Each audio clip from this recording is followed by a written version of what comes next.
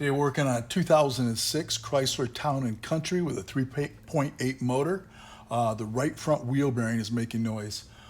First thing we got to do, of course, is remove the right front tire, passenger side, and remove them with 19mm socket.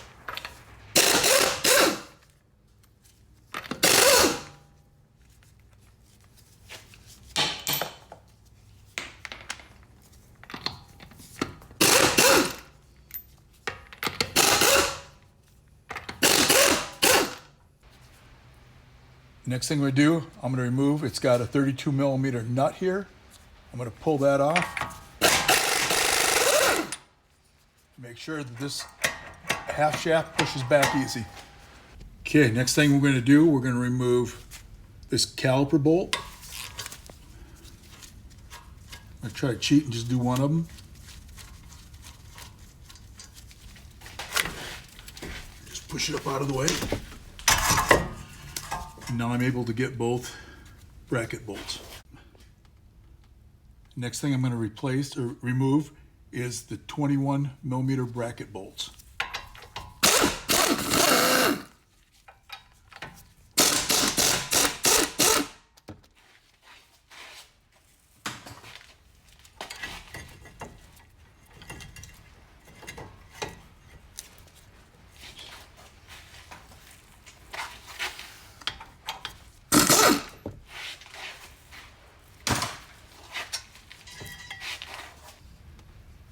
Now we remove the front rotor.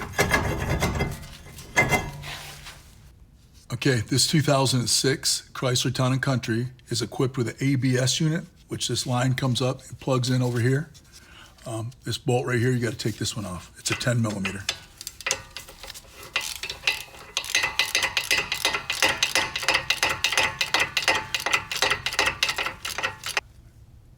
Once this is removed, it gives you a little more room to cock the wheel however you want it to get at these bolts for your wheel bearing.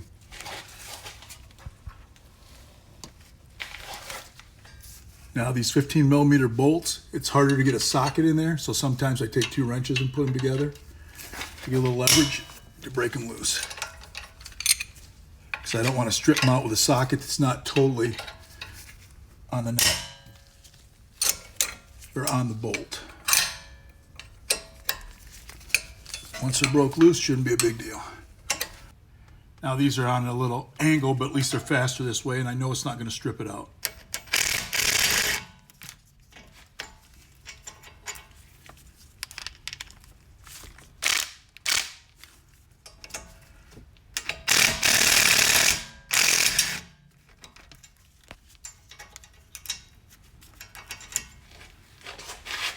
This one has limited space, even being pushed back, so I got to break it loose again with these wrenches, snap-on wrenches.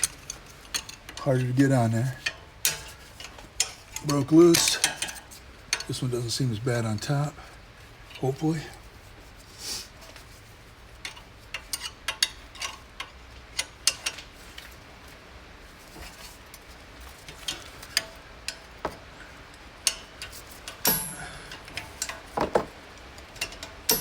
Okay, once I get those broke loose, I'm going to try to use my impact again.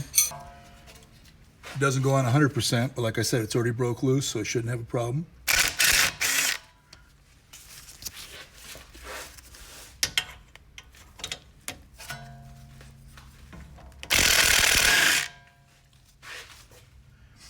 Same thing, you got to push them back to get them out of there. There's one. Next thing I'm going to do is connect the anchors for the ABS. There's a slot right here that slides in. Pull that one out. There's one up here. One right there. And then I got to get this disconnected up here, usually with a panel popper. Now the plug-in is back here. All you need is a panel popper. Go behind this and just pop it out.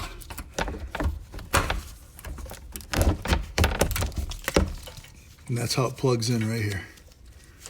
Okay, on the plug-in, all you're gonna do is push this back, this red tab back, lifts up, then push on it, and that should disconnect it. And you can see that there's a part right there you push on, and it unplugs. That white part is what you push down on. A lot of times when you purchase a bearing, you can get like a 1-year warranty bearing or a 3-year warranty bearing. Moog and Timken are two of the best ones. And if you look at it, you can tell this is the same bearing. So you shouldn't have any problems with it for a while. And you can tell when you're rotating it, this has got some noises to it, which when you reach speeds 60 miles an hour, it makes more of a humming noise. So you know this bearing is going out. In any state that has snow, there's going to be corrosion and stuff like that. I've already hit it a couple times with a hammer. It's breaking loose off this surface, but you got to get some kind of screwdriver, anything to get that wedged out of there, or keep hitting it with a hammer to break it loose.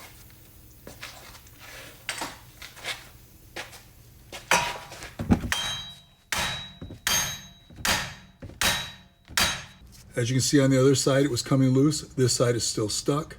So either we try to put something down in here, which didn't seem to work. So we're gonna put a bolt back here and try to tunk it, see if we can break it loose. To reinstall the new bearing, you have to get this ABS line out, and it comes with this bracket attached. So you're gonna have to at least pull out these top 2 bolts.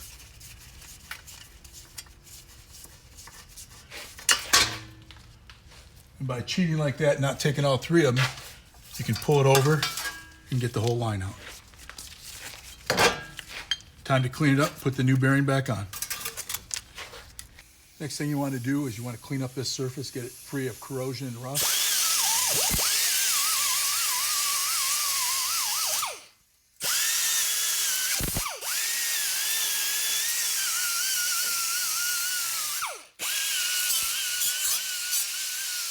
You don't want to get too crazy, you just want to get the rust off, but you don't want to actually change the surface here.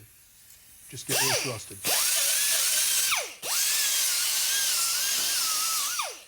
And then you can see on the inside where it's got the corrosion and rust. It's got that lip in there. We're gonna go inside and clean that too.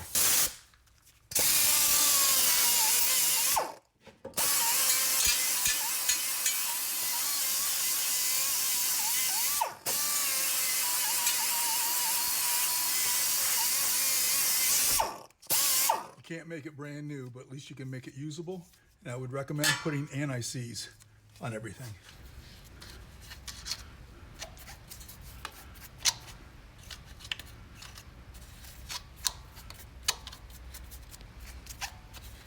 If you ever had to do the bearing again, it'll make it easier to come out. Now this has got to be routed around this, of course. Slip that over there. And this is going to have to be in this direction right here, so this can be pulled down. This line can be pulled down in position right here. That has to come out right there. So when you slide it back up, it's right there.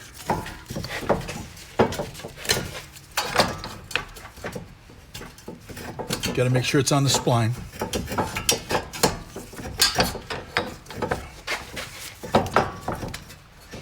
Now you want to make sure that that goes up on there and that spline comes through here. It's got the gears on there that's lined up with these teeth in there. And then you're just going to pull that back up and put your bolts in here. Usually it's a good idea to start everything by hand so you don't cross-thread anything. And then snug them up.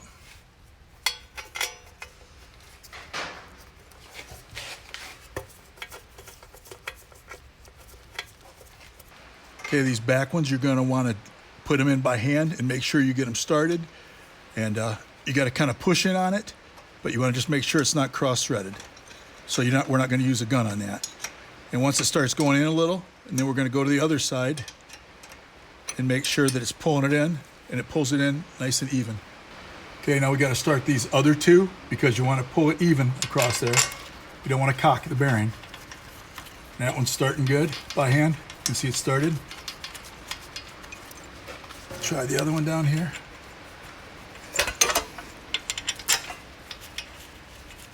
Okay, both of them starting good. So I'll just give it a couple turns. And then we'll go back to the other side and draw it down evenly. Sometimes you can put a socket in here, or you can just use a wrench. These happen to be snap-ins. It's a box and an open-end wrench on this one. And you can get in there with that. And you pull it down evenly. Go this side, then the other side. You don't want to twist it. Same thing with the other side here. Which it takes a lot longer than impact, of course, but that's just part of cars.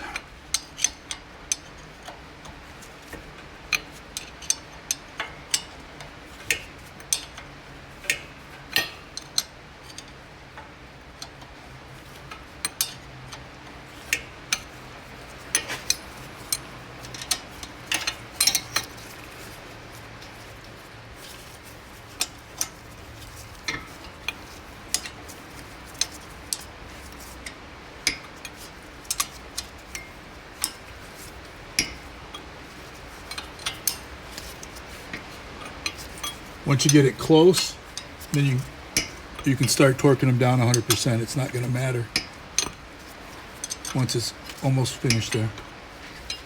Okay, once you've tightened all four of them, you just want to make sure it's evenly snug against the front of the housing. Just like that right there.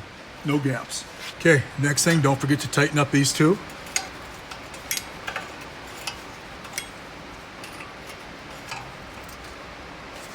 Just a small 10 millimeters, so you don't have to refund them too hard. Just make sure they're snug.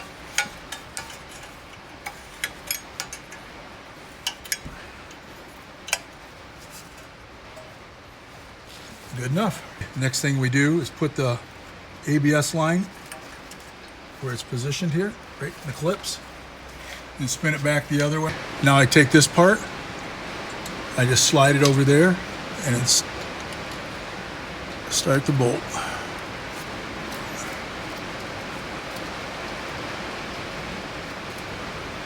Yeah. Once you get this in place, you plug this one in up here, and then plug this back in.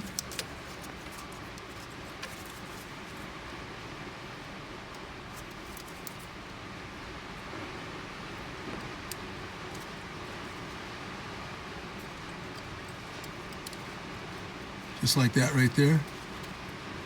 Listen to it clips. Put the right red tab down so it doesn't come apart. Then you just plug it into these holes right here, and it holds it so it doesn't hit any of the moving parts. Should be good right there. Just go back and snug this up. Just double check, make sure it didn't slide off there a little. That's tight, everything's in place. Next thing you know, we're gonna put the rotor back on.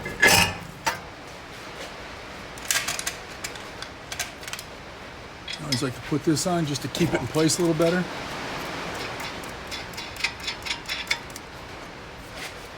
Grab my caliper bracket, get those started.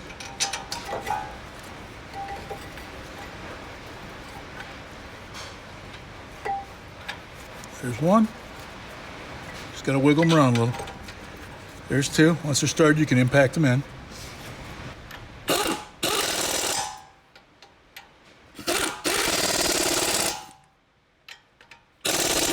Still not a bad idea to hand check it. Next thing we do, we just install the caliper back on.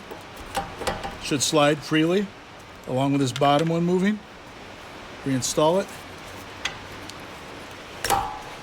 Make sure this is in the right position so it doesn't spin. And put your bolt in.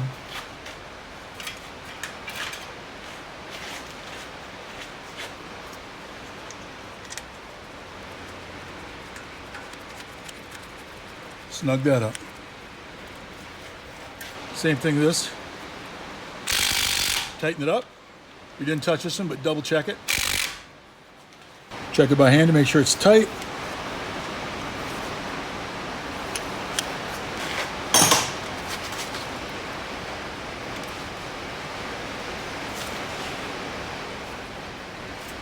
Okay, next thing will be is to tighten this. Once you have the nut on, you torque it to factory specs, which on this vehicle is 140.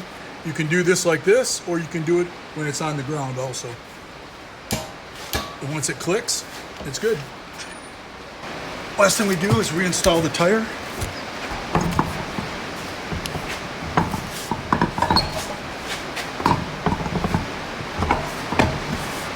And some of the lug nuts are recessed in here a little better, so it's easier if you use the socket to put them on, at least get them started so you don't cross-thread anything. Instead of trying to get your fingers down in here. Impact it down, or use a 4-way, whatever you happen to have.